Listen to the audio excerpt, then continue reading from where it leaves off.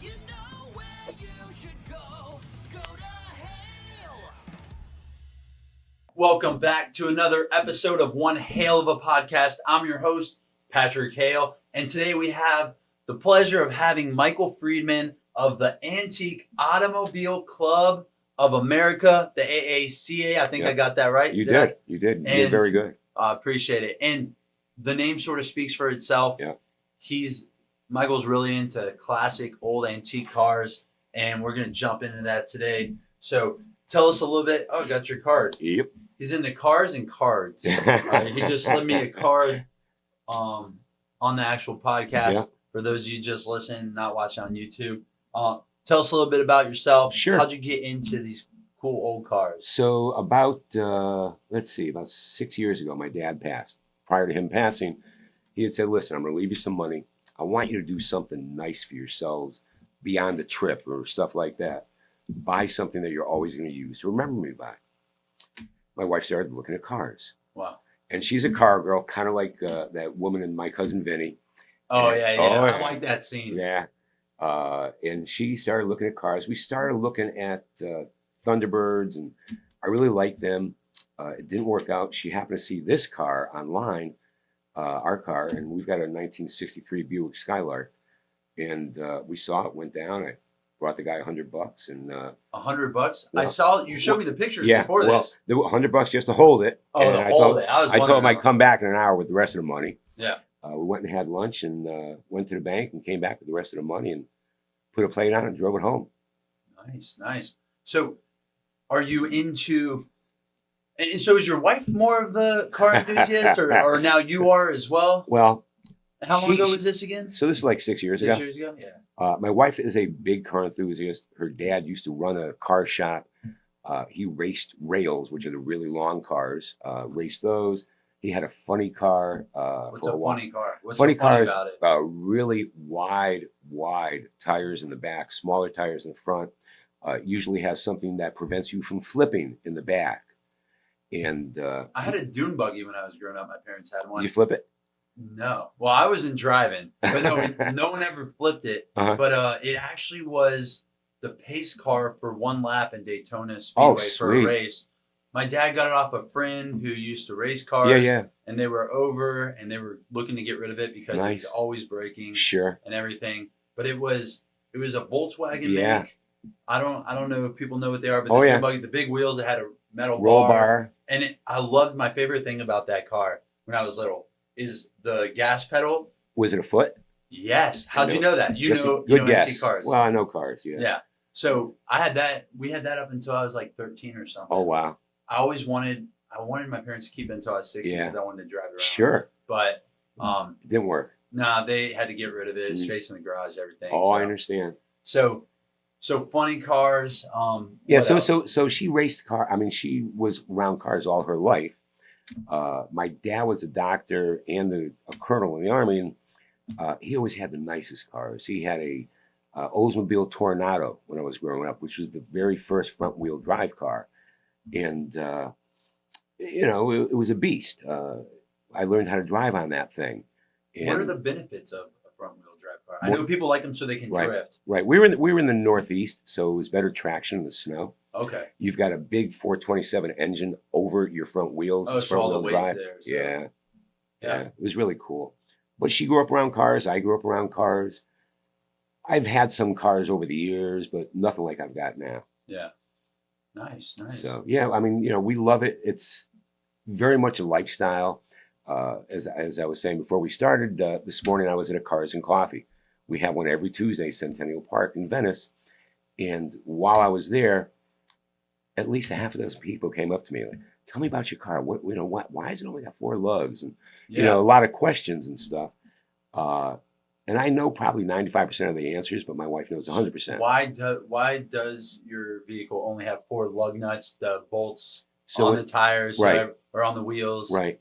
So in 62, 63, and part of 64, there was not that much steel to go around. So when they're making rims, they made them smaller and the less work they had to do. If you've got to do 1,000 wheels and you've got to put 5 holes in it versus 4 holes, you're saving yourself money and time. Yeah. Wow. Yeah, efficiency in business is extremely important. Back then, yeah. And then if you cut costs, I heard this one study. I forget what it was. It was Delta back in the '90s or something. They would on their martinis when people would order them in first class or wherever, they would put 2 or 3 olives on the martinis. Right. They moved it down to 1, and over the span of a year, they saved something like $100,000. Oh yeah. So sometimes there's Easily. efficiency, but obviously efficiency. Then there's safety. Yeah. You can't put profits over people, Nope. which is a common theme that us Nope. personal injury attorneys Sure, I use bet. all the time. I bet. So I wonder, did you ever look into like the safety rating of like the 4 lug nuts? Anything ever happen, or are you not just sort really. of driving it and enjoying it? I I sort of ruin the fun yeah. sometimes when I think about. So what I what did I is do. I reached out to Buick Legacy. They are the people that monitor all the classic cars from like mid 70s down to early 1900s. And one of the things they told me, beyond the fact that our car is very rare because it has 4 lugs, it's got skirts over the rear wheels, covers half the wheels from the body, and it's pillarless, which means that there's no pillar in between the front door and the back area. Yeah, And I had asked a lot of questions, and there's no pillar at all. nope. It's just what, like if I roll down the back window, the front window, it's just all. It's all Wait. one. Yeah. That doesn't seem. If it rolls over, it seems like it wouldn't be very safe. No. But it's probably twice as heavy as most modern cars today. Yeah. All the modern cars are made out of plastic. There's some metal, but majority of plastic. And so if, God forbid, we hit somebody in our car, I'm afraid what's going to happen to them. I'm Yeah. not worried about what's going to happen to us. Yeah, and I know cars used to be really unsafe. There was no crumple zone. Right. It was just 2 metal Yeah. blocks running into each other, and it was Yeah. bad. Yeah. But yeah, I think if you got in a car accident, it would not be good for the other Oh, vehicle. no. That's one of the things you're talking about with these electric vehicles. Right. Electric vehicles weigh double the weight of a regular car. Because of the battery. That's because the batteries are so Yeah. heavy, and that's obviously a huge concern Sure. for people thinking about safety, like Mhm. myself, when it comes to car accidents. Hmm. What other? So when did they? Do you know when they started making seatbelts legally required? I watched a documentary Yeah. on. It was like a sheriff officer Right. who realized, I forget how he figured it out, but essentially he was testing out all these safety things, and so he put the belt on. Yeah. Forget why it came about, but eventually they did studies and showed, Yeah. hey, it's safer if people wear seatbelts. Right. And then people started wearing seatbelts. I want to say late 60s, early 70s. And 2 reasons for that. I can remember as a kid, I graduated high school in the 70s, we'll say. And We'll say it's fine. However old you are, Oh, yeah. that's how old you are. oh, yeah, it is what it is. Yeah. And I remember they started this big push about wearing seatbelts all the time. Yeah. The car that we have now, the 63, only has a lap belt. Doesn't even have a shoulder harness. I was thinking about lap belts too. I was wondering Yeah. because I remember when I was growing up in the '90s, and like when I have like a lot of my memories. Sure. I just driving my dad's Buick. He had like a Sabre or something. Oh. And I would sit in the front, in the middle seat, Yeah. with just a lap belt on. Right. There was no airbags. Right. If we ever would have gotten a front end collision, I would have just smashed my Yeah. face. Yeah. Yeah, there used to be way different safety. I also remember my other buddy. His dad had what type of Ford was it? It was like a smallest truck, maybe like a Ranger. Or, Oh, okay. it might have Yeah. been even smaller than that. Yeah. In the back, they had the fold down chairs Oh, on yeah, the I remember sides- that. I remember on the those. sides, so Yeah. you were facing each other. Mm-hmm. Not front, Not the forward, front or or back. backwards. Right. So they ended up banning those because those were unsafe. Yeah. Sorry to just like all I'm talking about is how unsafe all these vehicles are into. Let's talk about the cool stuff on them. Sure. But one other thing, we went out to the event that you guys had Sunday, yeah. in Venice last Sunday. I And don't your- know when this is going to air, but Your people were phenomenal. I appreciate it. They're awesome. Yeah. They said they had some cool stuff. Oh, like yeah. spot cleaners for cars or Yeah. something. Brandon, everyone liked them. Oh, yeah. But one thing they mentioned to me is, and they thought was a little interesting. So I have you on the podcast Sure. to get to find out, why do they have fire extinguishers next to all these vehicles? So it's not only a rider that the city of Venice has, but it's also the main head of AACA. Yeah. There's a Tongue twister. Oh, I know. Say it 5 times fast. There's like a main organization. We're the Venice region. We're the Yeah. largest AACA in Florida. Oh, okay. And- Wow, in Venice, that's awesome. Yeah. Nice. So it's, there's legalities, but there's also practicalities. You've got a bunch of old cars. Yeah. Something sparks and there's a fire. If you don't have a fire extinguisher, and so everybody has them, you put them up near your front left tire and you just leave it there. Hopefully it doesn't get in the sun too much. And, everybody's got them. Yeah. Wow. So enough of talking about how unsafe these vehicles are and why you need a fire extinguisher Sure. every. Sure. I mean, I just think back to all the history of car safety. I guess it's just something I've randomly stumbled upon Mhm. since I think about that. Sure. And then I think about which vehicle was it? Was it the Ford Pinto, the one where the gas tank they put at the rear Yeah. and then they were all exploding? Yeah.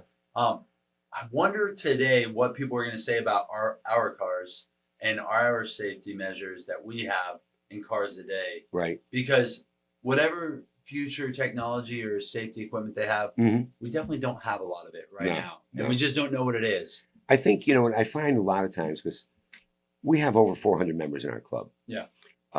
We've got a lot of people that visit. A lot of our sponsors, like you guys, come to our meetings and stuff. And what I see a lot of times is the older cars are better kept than the newer cars. Well, that makes sense. I spend a lot of time in my car. I know every nick or ding or whatever my body's got. I know my engine intimately, and I know all the various pieces and parts, and I know how they work.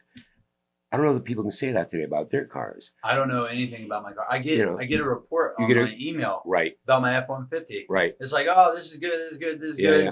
Oh, you need to take this in. It's Right. always your windshield wiper fluid. Sure. If it is something, it's like Sure. that's low. So then you go Right. top it off or whatever. But that's the technology, and not having that, 60 years ago, like my car, you kind of get stuck having to know it yourself and kind of think on the fly. Just recently, about 2 years ago, I had an extra fan put in to exhaust the heat from the radiator Yeah. because we're in Florida. It's hot as heck. Yeah. And during the summer, my temperature would creep up to 220, like in seconds. Put the fan in. One of our other sponsors did it for us, and no problems now. It just stays nice and cool around Nice. 180. But I think, speaking to what you were asking about, people knew their cars much more intimately back then. Now it's like you've got to get a report, Yeah. to see what's going on with your car. Yeah. And one thing I love, one of my first vehicles was a Jeep Wrangler. Oh, nice. I love driving. What station. year? It was a 99. It was a straight six. I know exactly. It had a lot of torque. I had a 98 and then I had a 2000. Yeah. I like the 99. 98, I think they had the straight six back then Yeah. too. It was like a year or two after that they got rid of it. Yeah. We went to 4 cylinders. Yeah. Yeah, exactly. I put a lift kit on it, a suspension lift with my buddy. He knew how to work on cars. Sure. So I take it over his house and we just hang out and I'd buy the parts on Yeah. whatever online store it was. Yeah. It was online at that point. And then I also put a cat back exhaust. Oh, nice. That way it was really loud. Yeah. So it sounded cool. when I Loud was is driving loud down. is good. If people hear you, Yeah, it it's doesn't safer. matter if they don't see you; they'll hear you. Yeah, I mean, I wasn't sneaking up on anyone. That's Sure. for sure. Sure. And in a lot of respects, yeah, being loud's safe. One of the biggest groups against one of the issues with electric vehicles and why you hear that everyone does the online memes with where it sounds like God's coming down from Right. heaven, the noise they make. Yeah. It's because when they first came out, they were silent. They made no noise. Right. And I forget which association it was, but individuals who are blind, Yeah. they relied on hearing vehicles when they crossed the street. Uh-huh. Well, then once electric vehicles, the initial You ones couldn't hear them. made no noise whatsoever. They Mm. couldn't hear them. It was Oh, a good. safety issue. Oh So man. you speak about that, and I think about that. But Yeah. it's interesting because the way you know your vehicle, and every little detail about it. Mhm. You're really into it. It's a passion. Yeah. That's what made me bring up driving a stick shift. Sure. It's more fun to drive a stick shift. Oh, Like absolutely. you're actually driving. Yeah. Um, I've got a 2019 VW GTI Turbo, all tricked out. It's got pedal commander, cold air intake. It's chipped. It could go like a bat out of heck. I almost said bat out of you hail. say out of hail. I was gonna say it. Hail. Just, as long as you're only saying hail. Right. And with that car, I find I can do just about anything I want, but it's a stick shift. Yeah. And I love it. 6-speed. I had a 5-speed in my Jeep. Yeah. But 6-speed, I've never driven a 6-speed. Oh, it's nice. You drive. I mean, I'm doing on the highway down here. I was like at 75 in fifth gear. Yeah. And popped it into sixth, and it was just cruising. Nice. But you were talking about the show. The rain kind of put a little damper on it. It was kind of misty all day. There was threats of showers. I kept on watching the radar, and they all went around us. Like somebody somewhere was saying, "Hey, listen, let's give these guys a break." Yeah, they're out here with their show, right? Their cars. They're 10 minutes after the awards ceremony, where people got all their trophies and everything, torrential downpour. Wow. And so you got lucky then. Somebody was looking out for us. It was a good event. It was. So which vehicle got first place here in Venice, 2026? Oh, God. What type? It was I want to say it was a Mustang, if I'm not mistaken. And he's pulling up on his phone right now for those of you guys just listening. Of course. Well, I know where to look. Because I have a complete listing of... How many cars do you have pictures of on your phone? Oh, God. Right now as we speak? Over 20,000. 20,000. Easily. Everything's in the cloud. All right, we'll make all those attachments. Just check the link. No, that's obviously a joke. We're not uploading 20,000 photos. Let's see. I know we had posted it recently on our Facebook page. While you're looking that up, Michael, we never got what do you do for the AACA? So I'm in charge of sponsorship and media relations. So Okay. I kind of do a wide range of things. I work with our sponsors. I try to get money. And the thing is, we don't keep any of it. All the money we make from our show, from our other events that we do, we give back to the community. And that's part of our mission statement, is to give back to the community. Yeah. And so, for instance, the people that we help, they come and help us.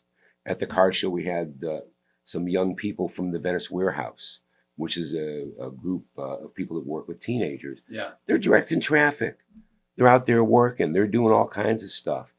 And it's nice because, we give back to the community, but also the community helps us out. Yeah, that's one of the reasons why we wanted to get involved with you guys. Like when we're looking, Hale Helps, part of Hale Law. That's how we branded it. But I like it. We're looking for other organizations that are also helping in the community. So we appreciate what you guys do. Any other things you like to talk about? Things you guys are working on? Oh, God. Or things you have coming up here in the future? So, This probably won't air for probably another month or two. Okay. But so think a little bit further out than like the next couple weeks Sure. what you guys are doing. So one of the things that we do is every third Saturday we do a Cars and Coffee. We just had one last weekend. We do it at Ideal Classics, which is on Route 41 in Venice. And it's very, very well attended. Anywhere between, 150 and 200 cars on a weekly basis. Wow. I'm trying to find... That's fine if you can't find the winner. No, it's driving me crazy because I really want to know. Oh, actually, Hannah. I got it too. Oh, Okay, cool. never mind. Hannah's good. Yeah. Hannah's off camera and off mic, but she's here every single episode. Yeah. She's kind of like the go-to, I take it. Yeah, exactly. She's just pulling up stuff over there. It's taking a second to Oh, load. here, Hannah, do you just want to let us know what it was? Oh. Or did you already close it out? I said close it out. I thought you had it, so I handed her the phone back. Okay, the customs is right on top. Customs on top. Yeah, if you want. First place customs. We have a 1941 Willys Coupe, Yep. I purple see and that. black. What is a Willys Coupe? Ah, Oh, and there are all these different. So there's customs, Right. there's the hot rods, right. Ford modified. We got a Ford modified.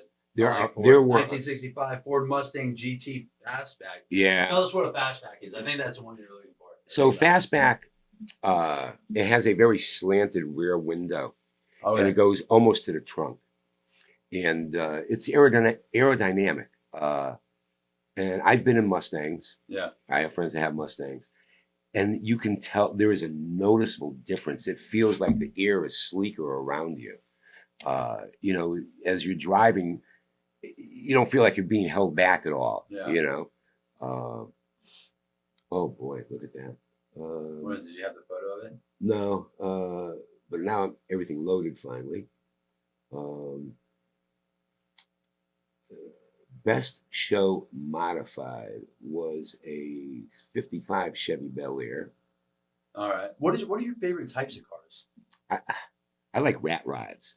Rat rods. And what is a rat rod for myself and Yeah, everyone yeah, else yeah. who's listening? So rat rods, it kind of reminds me of like a Mad Max vehicle. Okay. You know, where they cobble all the parts together Yeah, and stuff like I know that. Mad Max, yeah. A lower profile vehicle, big tires, Oh, mean, I know. I've angry. seen those before. You know, rat rods stemmed from Ed Roth. Ed Roth was a famous car guy from the Cali area, and he's a very famous artist. He's the one who did the Rat Fink. I don't know that. Rat Fink was like a very famous. If you look it up, look up Rat Fink. She's going, yeah, I'll do that. Rat Fink was like a little logo thing that he came up with. It was just like a rat with a furry tail, big ears, and there we So go. like Mickey Mouse. Okay, that. Yeah, they're a little different than Mickey Mouse. Yeah, it's scary Mickey Mouse. Mickey Mouse Mickey Mouse on steroids. can't hold the wrong stuff. And he was a famous painter and stuff. In fact, the guy who did the pinstripe work on my 63 and my VW has Ed Roth's book of artwork, and he works with his daughter, Ed Roth's daughter. Oh, wow. And so there's some history and some continuity there. And people will come up to me and say, "Hey, that looks really familiar." Yeah. And I said, "It's from Ed Roth's painter." Oh Wow. man, it just one thing So it's leads like to a little another. piece of history. Absolutely, Wow. absolutely. The crazy thing is, talk about driving Mm. cars and everything else. I think about the future because, today's vehicle, brand Yeah. new, is, 50 years from now, a classic car. Right. Whether you think it is or not. Sure. First vehicle you ever bought, did you ever think it was a classic car? No. And now if you look back at it, if I had kept that car, it'd probably be worth quite a bit of money. what was it? I had a 1967 Plymouth Fury 3. They used to have cooler names for cars. Yeah. Oh yeah. A Plymouth Fury 3. Right. That sounds so much cooler than like, oh, this is I don't know, name any car nowadays. Yeah. It's a Honda Sonata. Right. Right. Well, Fury 3 sounds way cooler. It's funny though, because I bought the car. My dad gave me the money. I was in high school. Yeah. I was going to use it to go back and forth to work, etc. And I had it for a couple of days, and it's like, I can smell something. And I'm looking around. I don't see nothing. I lift up the floor mat. I can see the road. There was a big hole in the floor. Oh, wow. And they had covered up with rug and a floor mat. And yeah. I think I sold it that way. I don't think I ever Buyer fixed it. beware. Yeah. Yeah. Buyer beware. But those were like, the cars back in the day. Yeah. I drove it for high school and college and stuff like that. Yeah. So thinking of the future, I don't think people are going to be able to drive cars. I think only the extremely rich are going to be able to drive cars because insurance companies are going to make it where only self-driving is allowed. Sure. And also, if you think about the inefficiencies, we'll never have to build another road. Right. And the reason why is, if you watch those videos online, if you have 20 cars backed up at a red light, right, like we see it because we have that traffic here, sure, unfortunately. Sure. The light will turn green. Now you're sitting there for 7 seconds not moving. Right. If they all started moving and that all the cars and vehicles were talking to each other, they'd all take off at the same time. Right. We'd never need to build any more roads. Just fix up the roads that already existed. But we have tons of capacity. I'd be scared about Big Brother. Well, that's a real concern. That's something I think about. Yeah. And not only that, our enemies can hack our vehicles. Sure. They can make them all crash into each other. I mean, imagine planning an attack, some foreign adversary, and all the vehicles crash in that city right after they attack it with some other sort of cyber warfare.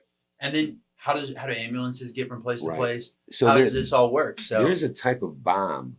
I want to say it's a magnetic resonance bomb or something like that. Yeah, the electromagnetic pulse. Right. They could shut everything down. Anybody with any sort of electronics. Yeah, they talk about that with tactical news as well. Right, but it wouldn't affect my 63. The only thing right. Yeah. So is that what you think about it? Oh yeah. You're like safety. Oh yeah. I'll tell you about safety in old vehicles. It's the only safe vehicle out there. If there was like one of those electromagnetic field things or whatever, EMDs, whatever it's called. Yeah. You see only classic cars on the road. The only thing I have electric is my radio.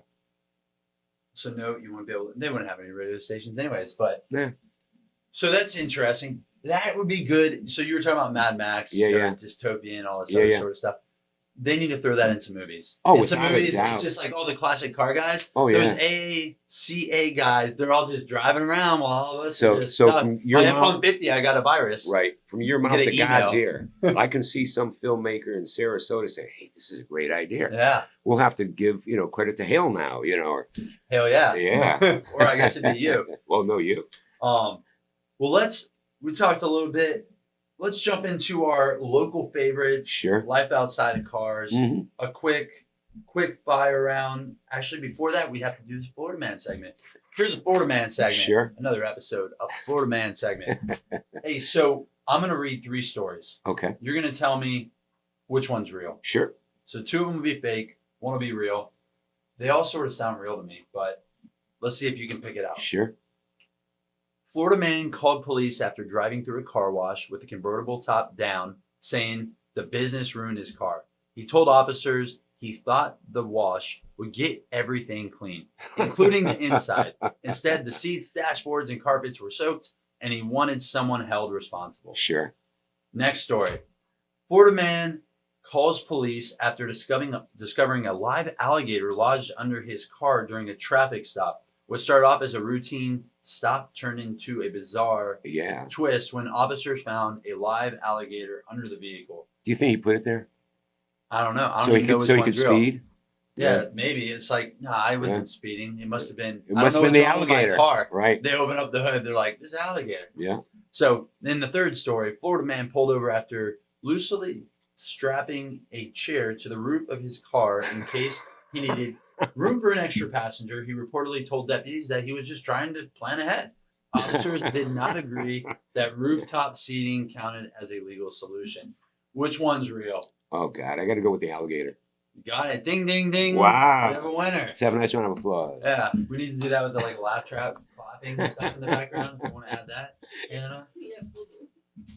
So we're gonna do this rapid fire life Sure. outside of car round. Yep. Favorite local restaurant in Venice? Captain Eddie's. Captain Eddie's. Yeah. I Fish think- House. Yeah, I've been there before. Yeah. A couple times. Yep. Sit outside. They've got a guitarist playing. Yeah. There's dogs walking around. People bring their pets, and you can sit out under the stars, under the lights, and have a cocktail and some great seafood. Nice, nice. Favorite coffee spot? I know what you should say because we're talking about this cars and coffee thing. Any favorite coffee spots, Mike? So, I'm from the Northeast. I love Dunkin'. Dunkin'. I America runs on Dunkin'. Right. I love Dunkin', but there's a bunch of local places that we go to. There's Word of Mouth. They're another Word of mouth. sponsor. I've had them before. They're another sponsor. Great people, great food, but I love their coffee. Their coffee's like that hearty dusk, robust coffee. you Yeah. know? Nice, They're really nice. good. Good. Word of mouth. Well, and you're spreading them through word of mouth. So that's perfect. Favorite place to spend time when you're off the clock? We go to the beach. That makes sense. Yeah, we go to the beach. We either go to Venice Beach, we'll go down to Englewood, or we'll go to Blind Pass or something like that. Yeah. My wife likes collecting seashells. I was about to say shark teeth. You're in Yeah. Venice. Big shark teeth. I mean, They have the megalodons. yeah. The I mean, megalodon. I've never found anything that I haven't big, found any megalodons. but I found some about the size of my fist, and they make interesting conversation pieces. If you want to talk about interesting conversations, everyone listen. I think it was one of the first, second, or third episodes ever in season 1. I had a guy. His business is going through I forget which river, right over here, Peace River. Peace River, and he does megalodon Yeah. in the river. So go listen Yeah. to that one. Yeah, It's a good one. yeah. And then the third or final question: Huh? when you're not around classic cars, what do you like to do? That's the same question as what do you do when you're off the clock? Sure. So same thing. Anything Well, else? yes and no. My wife and I are also competitive chili cooks. Chili cooks. I've cooked chili for the International Chili Society for the better part of 40-something years. International Chili Society. Yeah, and I've been to the World's Championships 19 times. Tell me some more about this. I know. I need to know real fast. I'm a Grand Master in Chili Verde, which is green chili. I was about to say, what's the best chili? So How do you there's- make it? Tell me a there's- quick There's red Synopsis. chili, green chili, and they do veggie, but Yeah, no, like I'm not. veggie. I'm, right, you know, I think there needs to be a lot of ground beef. in chili. absolutely. And no turkey. My wife likes the No, turkey no. meat. She says it's No. healthier. If I had known, I would have brought you some. I've got like 7 or 8 Ziploc bags in my freezer dated. Oh wow! Yeah. If I would have knew, I would have got you some hot as hell hot sauce. I guess. Yeah, I think we still have one. Really? Yeah. Okay, we'll get you some Cool, hot as hell. thank you. It's actually, where is it? It's bottled in Nokomis, I think. Is that right? Oh, nice. Yeah. Nice. So Yeah. it's local. That's cool. It's local, hot as hell. Yeah, It's yeah. actually, it tastes more like Tabasco. Uh-huh. But we named Good. it hot as hell. And read the side of the labels, Uh-huh. or the label. Safety. It's funny. I forget. It's all puns. Good. It's super funny. Good. So ground beef. Yeah. I don't do ground beef.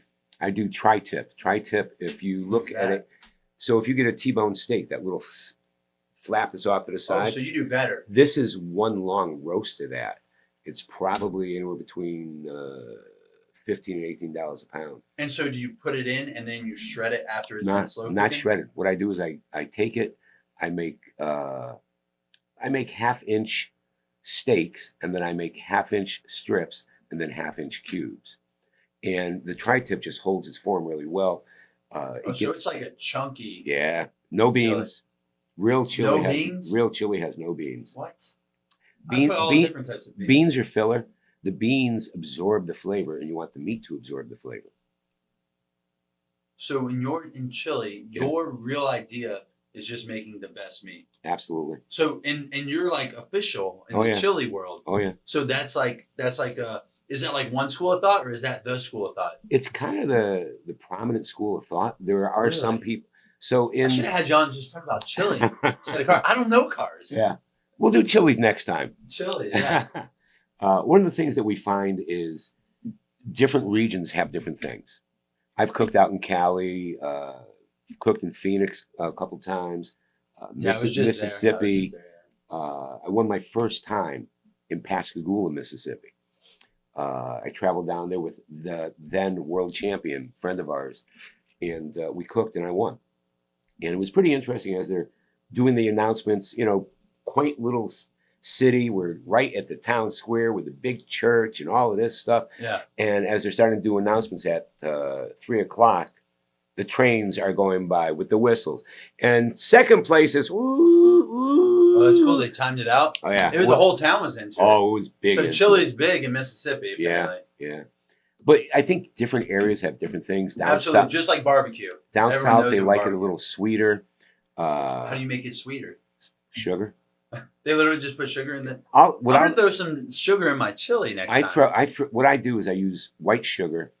I make a slurry out of it, and I put it in probably about half hour before we're going to give it to the judges. This way, it has time to dissipate, and the meat absorbs the flavors. You know, as you're talking, I remember what was my 5th grade math teacher? What was his name? He used to always enter into these chili competitions. Really? He was always talking about Where is this? it. In Orlando.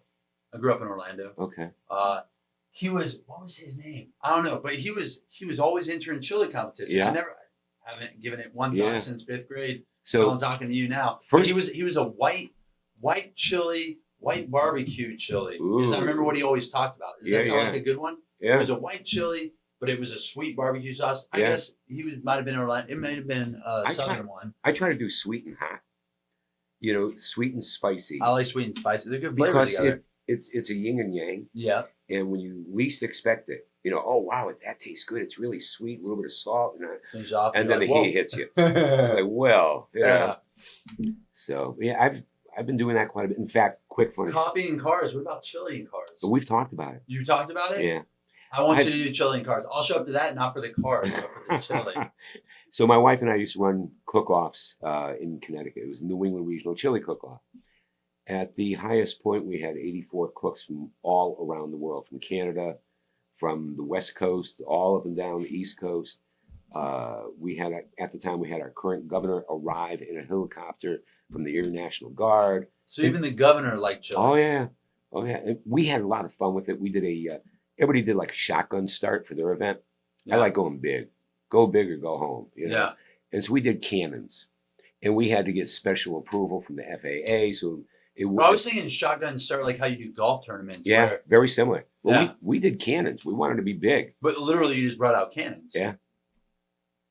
Huh. Yeah. Nothing says, hey, we're starting except for a cannon. Wow. You know, go big or go home. Yeah, you might as well. You know. Next golf tournament, I'm going to tell them, hey, we got to We bring gotta out some get a cannons cannon. so everyone Yeah. knows to start at the same time. Right? Everyone Right. just drives off and then like Clog sort of your like, ears okay, and hit there the you go. cannon. But they need to bring out a cannon. It's like there it goes. Yeah. Um, You could be starting something. or you started something, and I'm just finishing. it Yeah, now. there you go. So tell us any last closing thoughts. How do people find out? I know now we're talking Yep. about Chile, Yeah. but the Antique Automobile Club of America. I have your card here. Yep. Make sure I say it right. Sure. Just the AACA. So if you go Venice, if you look online, VeniceAACA.com. We're also on Facebook and Instagram, on all the do socials. you know your handles on the socials? It's Venice AACA. Oh, there you go. Yeah. Keep it nice and easy. Yeah. Well, Easy for me not to forget. yeah, exactly. And we do an awful lot on our socials, but everything all comes back to us helping our local community. Absolutely. Whether it's the warehouse or we're helping a group of veterans. What was it, 22 miles or something like that. That's what this guy had walked to get to wherever he was going. And, we help our local community. And it's all because of, we push the word out via socials. People come to our events. We use that money. Our operating costs aren't that much. Yeah. Our operating costs are basically, we buy T-shirts, stuff like that. But we sell those. So, Yeah. Nice. And then if you're pushing it towards a good cause, absolutely. especially helping veterans, Yeah. that's always a good thing. Yeah. Helping young kids sounds like we appreciate what you guys do. That concludes another episode of One Hale of a Podcast. I really appreciate you guys having me in. Would you say you're happy as hell? I am so happy. I am happy as hell. Hell yeah, that really does. You know